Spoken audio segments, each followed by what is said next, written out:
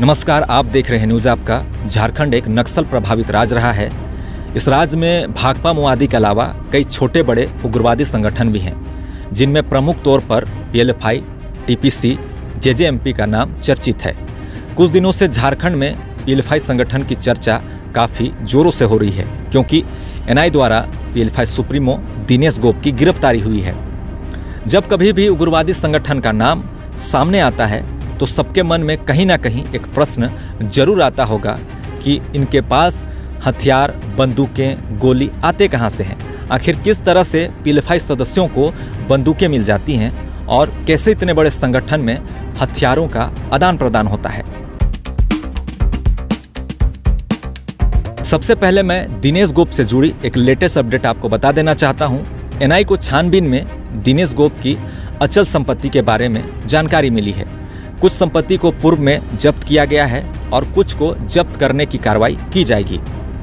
पूर्व में रांची के हेहल अंचल में इटकी रोड स्थित ब्रिज मीना अपार्टमेंट के फ्लैट और इदलातू में बनाए गए घर को खूंटी पुलिस ने जब्त किया था, जिसकी कीमत करोड़ों रुपये बताई गई थी। अब जानकारी मिल रही है कि टुपुदाना में एक जमीन पर उसने निवेश किया है, साथ ही कुछ व्यवसाय हैं उस पर भी उसने निवेश किया है। साथ ही वहां बने हुए कुछ होटल, अपार्टमेंट में भी दिनेश ने पैसे लगाए हैं। इसकी पुष्टि की कोशिश हो रही है। इसके बाद एनआई उसकी जब्ती की कार्रवाई करेगी। अब बात करते हैं पीएलएफआई संगठन में हथियार, जिंदा कारतूस कहां से आते थे। इसको समझने के लिए आपको मैं 2016 की एक घटना के बारे में बताने जा रहा हूं, जब PLFI zonal commander Baidyanath Yadav police की पकड़ में आया था। उसके पास से कई हथियार बरामद किए गए थे और उसने पुलिस को बताया था कि ये सारे हथियार उनके संगठन के द्वारा अपने ही फैक्ट्री से बनाया गया है। उसने ये भी बताया कि तोरपा के जंगलों में मिनी गन फैक्ट्री है। खूंटी जिला के तोरपा रनिया क्षेत्र को पीएलएफआई का गढ़ माना जाता था और इस क्षेत्र में शाम होते ही सड़कों में सन्नाटा पसर जाता था और उस सन्नाटे भरी अंधेरों में अपराध की दुनिया बसती थी। 2018 में खूंटी पुलिस को एक गुप्त सूचना मिली थी कि दिनेश गोप, गुजू गोप व पीएलएफआई अन्य सदस्य गुमला और रनिया के सीमावर्ती क्षेत्रों में मौजूद हैं और पुलिस द्वारा टीम गठित कर छापेमारी अभियान चलाया गया, जिसमें पीएलएफआई सुप्रीमो 7 अन्य उग्रवादी भाग निकलने में सफल रहे।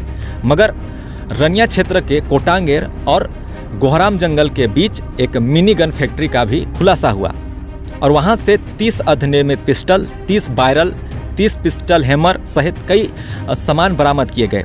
अब आप देखिए, 5 दिन पहले ही यानी कि 24 मई को इन्हीं जंगलों से भारी मात्रा में फिर से गोली और विस्फोटक सामग्री पाए गए। यानी कि इन जंगलों में काफ़ी लंबे समय से पीएलएफआई द्वारा मिनी गन फैक्ट्री चलाया जा रहा था। खूंटी जिला के क्षेत्रों में पीएलएफआई का सबसे खतरनाक उग्रवादी सब जोनल कमांडर जीतन गुड़िया था, जिसका इन क्षेत्रों में वर्चस्व था। उसके पास AK-47 हमेशा रहता था और इस क्षेत्र में उसका काफ़ी खौफ था।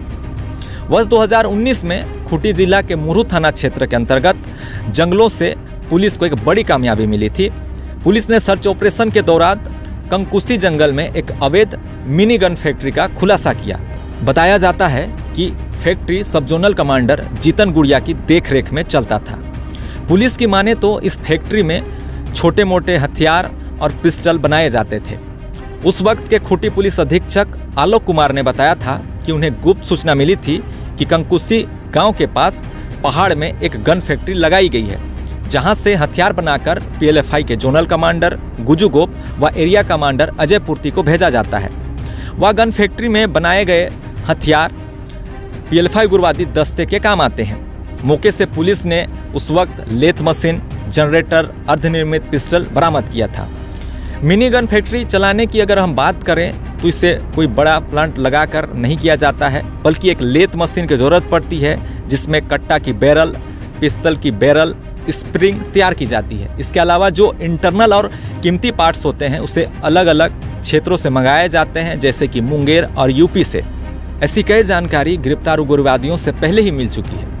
रांची में कई ऐसे एक्सपर्ट तैयार हो चुके हैं जो मिनटों में देसी पिस्टल, देसी कट्टा, सिक्सर और कार्बाइन जैसे हथियार भी तैयार कर लेते हैं। इसके लिए इस अवैध कारोबार से जुड़े लोग मुंगेर जाकर भी ट्रेनिंग लेते हैं। सिमडेगा जिला अंतर्गत पीएलएफआई कमांडर के पास यूएस मेड अत्याधुनिक हथियार भी मिल चुके हैं। साथ ही पाकिस्तान की गोलियां भी मिल चुकी है।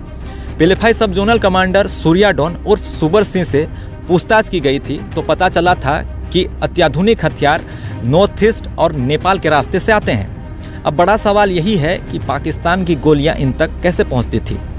वर्ष 2014 में सिमडेगा जिला के बानो थाना क्षेत्र अंतर्गत जंगलों से भी एक मिनी गन फैक्ट्री मिला था। सिमडेगा जिला पुलिस और सीआरपीएफ 94 बटालियन की जॉइंट टीम द्वारा बानो के जंगलों से भारी मात्रा में हथियार, गोली और अलग अलग देशों से बने हुए पिस्टल, एक 47 rifle, 4 rounds of SLR, welding machine, drill machine और कटर बरामद हुआ था।